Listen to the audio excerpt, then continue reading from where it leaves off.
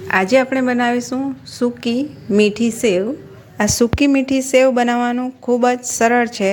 તમે ખૂબ જ ઝડપથી આ સેવ બનાવીને તૈયાર કરી શકો છો। આમાં આપણે કોઈ પણ જાતના એક્સ્ટ્રા ઇન્ગ્રેડિયન્ટ નથી ઉમેરતા, તો પણ આ સેવ ખાવામાં ખૂબ જ ટેસ્ટી લાગે છે। તો ચાલો રેસીપી શરૂ કરીએ। સૂકી મીઠી સેવ બનાવવા માટે અહીં મેં આ રીતની સેવ લીધી છે। આ ઘઉંની રોસ્ટેડ સેવ છે। માર્કેટમાં તમને ઇઝીલી મળી જાય છે। આ પેકેટમાં સેવ 150 ગ્રામ જેટલી છે।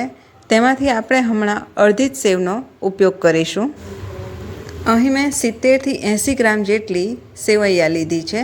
સેવૈયાને આ રીતે થોડી તોડી લેવાની છે। આ સેવનો એકદમ ભૂક્કો નથી કરવાનો, બસ થોડી થોડી તોડી લેવાની છે। સેવને થોડી થોડી આ રીતે તોડી લીધી છે।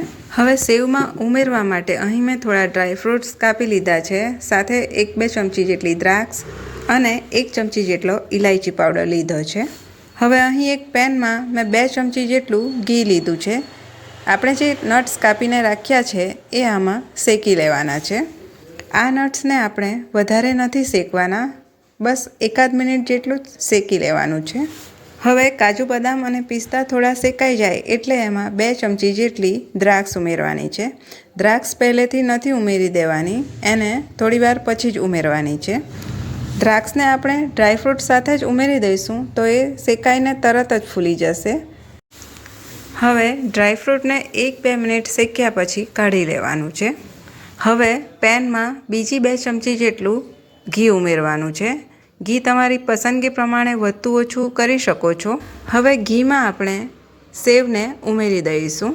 આ ઘઉંની સેવ રોસ્ટેડ જ હોય છે, એને માત્ર ઘીથી કોટિંગ જ કરવાનું છે, એટલે એને ઘીમાં 1-2 મિનિટ જેટલી સાંતળી લેવાની છે। હમણાં આ સેવને આપણે સરળતાથી મિક્સ નથી કરી શકતા, થોડી તકલીફ પડે છે, પણ જેમ જેમ આ સેવ શેકાતી જશે તેમ તેમ આ સેવ સરળતાથી મિક્સ થતી જશે।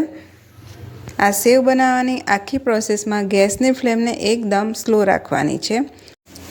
પહેલાં આપણે ડ્રાયફ્રૂટ શેક્યા ત્યારે પણ ગેસની ફ્લેમને સ્લો જ રાખવાની છે, અને સેવ શેકતી વખતે પણ ગેસની ફ્લેમને સ્લો જ રાખવાની છે। જો ગેસની ફ્લેમને વધારે ફાસ્ટ કરીશું તો સેવ બળી જશે અને એનો કલર ચેન્જ થઈ જશે।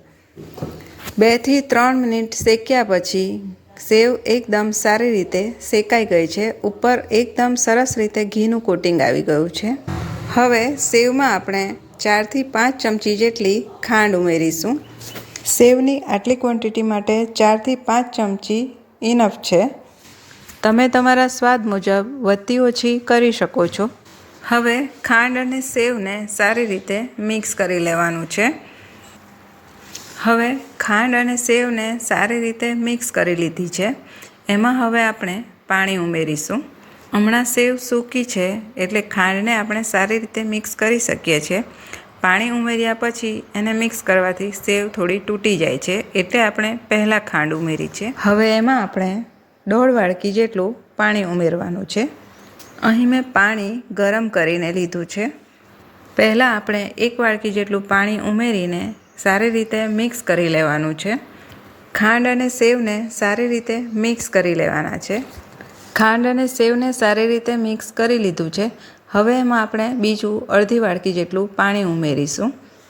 હવે એને થોડું હળવે હાથે એકવાર મિક્સ કરી લેવું। હવે એમાં 1 ચમચી જેટલો ઇલાયચી પાવડર અને ઘીમાં શેકેલા ડ્રાયફ્રૂટ ઉમેરી દઈશું। હવે પેનનું ઢાંકણ ઢાંકીને એને 2થી 3 મિનિટ માટે થવા દઈશું। હવે 2થી 3 મિનિટ પછી ખોલીને ચેક કરી લઈએ। સેવૈયા ખૂબ જ સરસ રીતે કૂક થઈ ગઈ છે। હવે ગેસની ફ્લેમને બંધ કરી દેવાની છે। સેવૈયાને એકવાર હળવા હાથે મિક્સ કરી લેવાનું છે। હવે સેવને એકવાર સારી રીતે મિક્સ કરી લીધા પછી એને ફરીથી ઢાંકીને 2 મિનિટ માટે એમ જ રહેવા દેવાનું છે। હવે 10 મિનિટ પછી સેવ સારી રીતે સિજાઈ ગઈ છે। એને આપણે પહેલાં કાંટા ચમચીની મદદથી આ રીતે છૂટી પાડી લેવાની છે। સેવને કાંટા ચમચીની મદદથી છૂટી કરી લીધી છે। સેવ એકદમ સરસ રીતે છૂટી થઈ ગઈ છે।